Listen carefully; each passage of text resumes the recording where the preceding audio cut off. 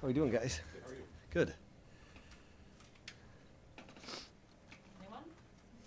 Anyone? Got anything? The passing game the last 2 days. Oh, it's not where we need to be yet, but it's atypical to me at this time of year.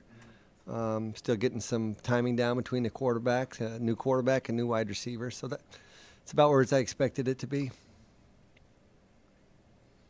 there been anything about Matt Shaw that surprised you? He's done things better, certain things better than you expected? Has he been exactly what you thought? He's about what we thought he was. You know, he's a guy that's obviously has experience, and that shows in the way that he manages the game and manages the huddle. Obviously, he's an accurate player. To me, he's good in the pocket. He's got a good pocket presence in there. He's got good leadership skills. He's very intelligent, and he's shown the accuracy right now that we're looking for. Is the arm strength there? Yeah. I think the arm strength's there.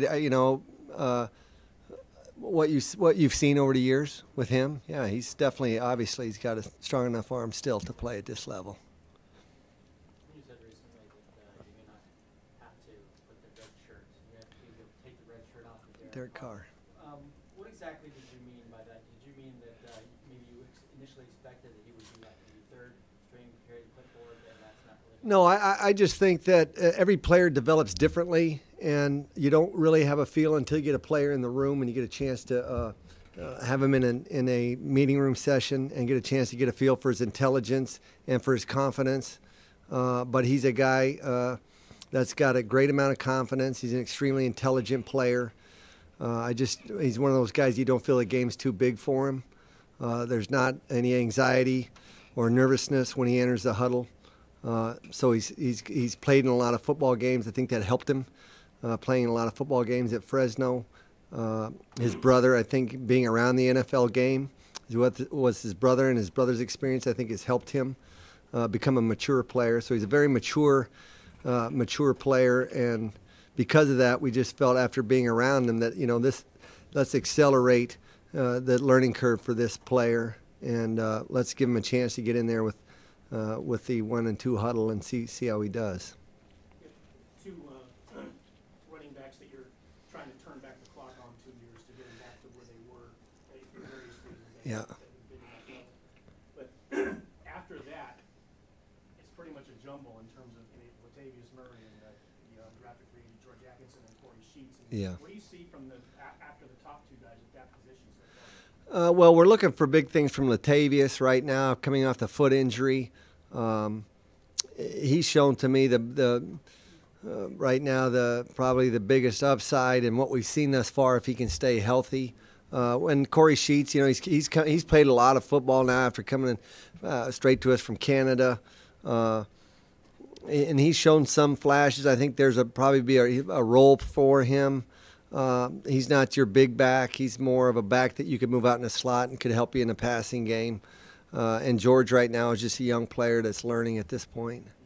Just made a lot of changes, obviously, in the offensive line. How is that process going? Yeah, we like it. And Austin Howard and Donald Penn, I think have been two good additions for us. Gabe Jackson is coming along as a rookie. We're happy with his progress, but certainly it's a much bigger offensive line. We've got some guys in Austin and Donald that have played a lot of games in the NFL and have a pretty good feel right now for fronts and blitzes and twists and those things that occur up front. So we like the experience that they bring. We also like their size, and really we think Austin Howard is still a young player and still will develop and grow and is going to be a good player.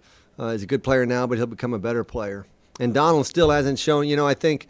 The big fear, like with the running backs, is sometimes you worry about the age factor. And, having been with Donald in Tampa, I haven't noticed that. And usually, as a coach, you can notice when a player starts to lose his legs a little bit, and he's been pretty good thus far. So excited about that.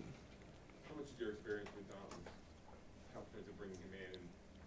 And the fact that you knew him, he obviously didn't have a great year last year, the fact that you knew him and had seen him play.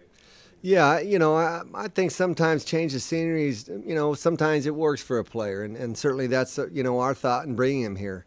I know that he's comfortable with the system that we run here. I think that Tony Sperano will get the most out of him. I think he'll thrive under a coach like Tony. I think he needs, he needs someone that's on him, and that's how Tony coaches. So I think Tony will bring the best out of Donald. What's that?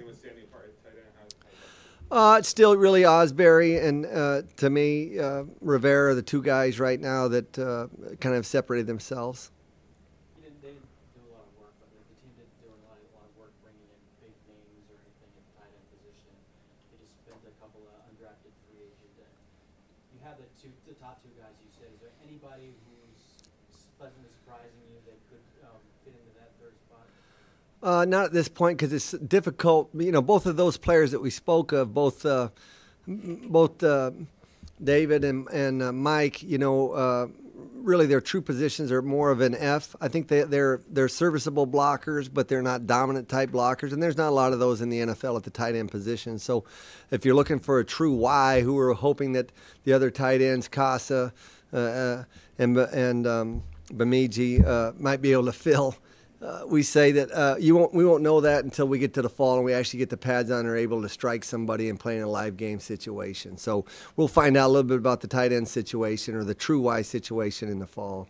How much does it help finding your best 5 offensive linemen, given that you have versatility within it? You have 2 guards that can really play tackle. You've got some backups that have started at guard before. How much does that help your options? I think it helps tremendously, and again, with Austin Howard being able to play either really, he's a right tackle, to be honest with you. He could probably move out to the left. We don't see that, and we see him as a guy that could play right guard, obviously, and could swing to the right tackle for us. We think Penn could play both positions there for us. So, and Menelik Watson, I think the same way with him. He could be a swing guy, and he could probably move inside as a guard, So the big thing for us this year really is that we stay healthy. I think right now there's pretty good chemistry in that room.